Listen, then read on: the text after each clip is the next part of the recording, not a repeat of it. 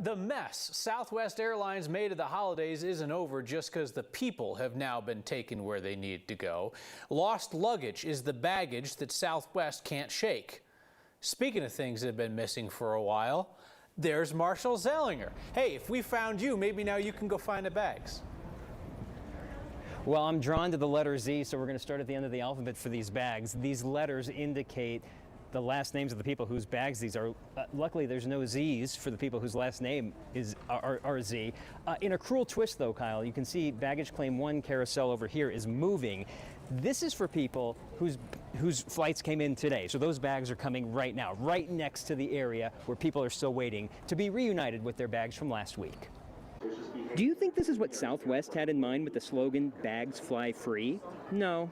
Wait. That's N and O, indicating the last names of the travelers who are still waiting for these bags. What comes after O?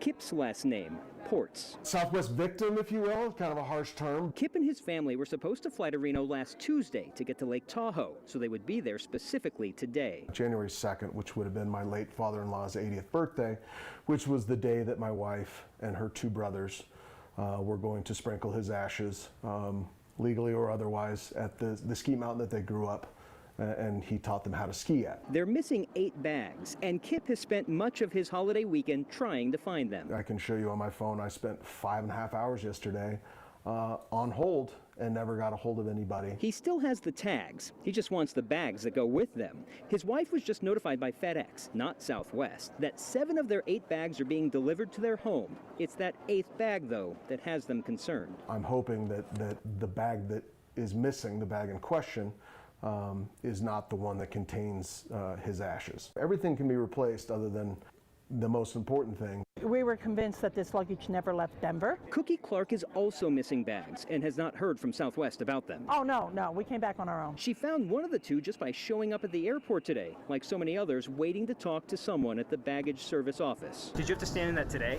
No, we stood here after our flight was delayed 5 times on Christmas night. We stood in this line for about 3 hours. Don't get me wrong, I love Southwest Airlines, and I probably would fly again, because hopefully they'll never let anything like this happen again.